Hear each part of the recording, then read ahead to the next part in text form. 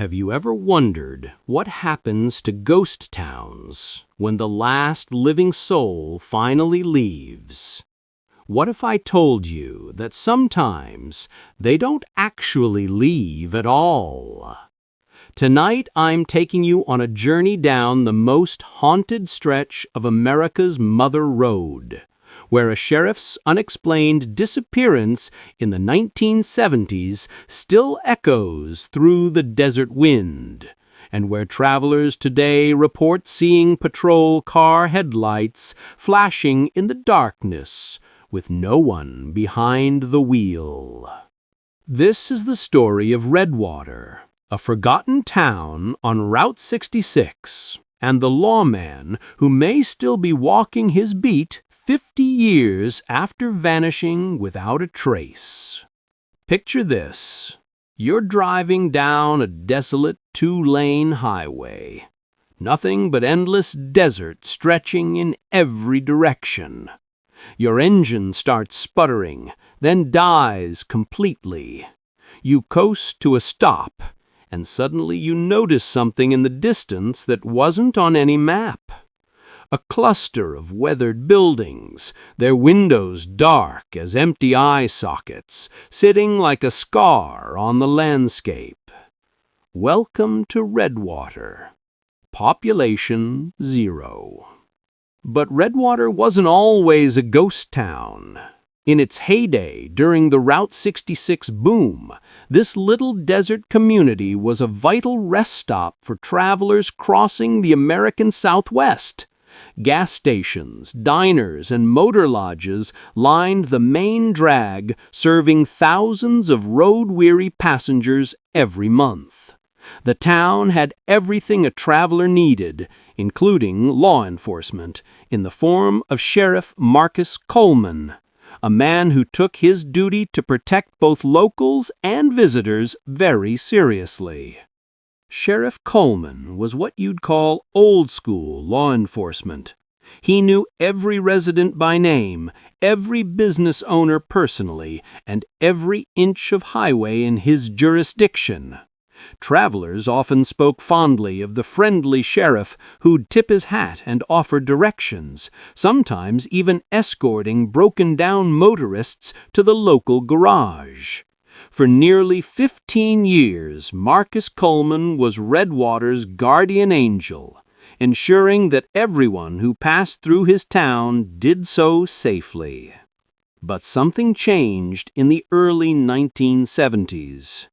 The interstate highway system was reshaping America's travel patterns, and Route 66 was slowly becoming obsolete. Towns that had thrived on highway traffic began withering as drivers took faster routes that bypassed these small communities entirely. Redwater felt the impact immediately. Businesses started closing, families moved away seeking opportunities elsewhere, and the once bustling Main Street grew quieter with each passing month. Sheriff Coleman watched his town dying around him, but he refused to abandon his post. Even as the population dwindled and the county considered closing the sheriff's station, Coleman insisted on maintaining his patrol routes. He'd drive the empty streets at night, checking on the few remaining businesses and residents, his headlights cutting through the growing darkness that seemed to swallow more of his town each day. Then, on a cold November night in 1974, Sheriff Marcus Coleman disappeared. The last confirmed sighting was around midnight when Old Pete, who ran the dying gas station, saw Coleman's patrol car heading west out of town on its usual route. The sheriff was supposed to check in with the county dispatcher at 2 a.m., but that call never came. When morning arrived and there was still no word, a search party was organized. They found Coleman's patrol car 3 miles outside Redwater, parked perfectly straight on the shoulder of the highway. The engine was still warm, the keys in the ignition, and all of Coleman's equipment was exactly where it should be. His radio was functioning, his weapon was holstered, and there were no signs of a struggle. It was as if Sheriff Marcus Coleman had simply stepped out of his vehicle and vanished into the desert air. The investigation that followed turned up nothing substantial. No evidence of foul play, no indication that Coleman had planned to disappear, and no logical explanation for why an experienced lawman would abandon his patrol car in the middle of nowhere. Search teams scoured hundreds of square miles of desert, but Marcus Coleman was never found. Officially, the case remains open to this day, though it's been decades since anyone actively investigated. But here's where the story takes a turn toward the impossible. Within months of Coleman's disappearance, Redwater's last residents packed up and left. The town that had been slowly dying finally breathed its last breath, leaving behind empty buildings and sun-bleached memories. Route 66 was officially decommissioned in 1985, and Redwater became just another forgotten dot on maps that nobody used anymore. Yet something strange began happening to travelers who found themselves stranded near the old town. The first reports came in the early 1980s. Motorists with car trouble would describe seeing headlights in their rearview mirrors approaching slowly from the direction of Redwater.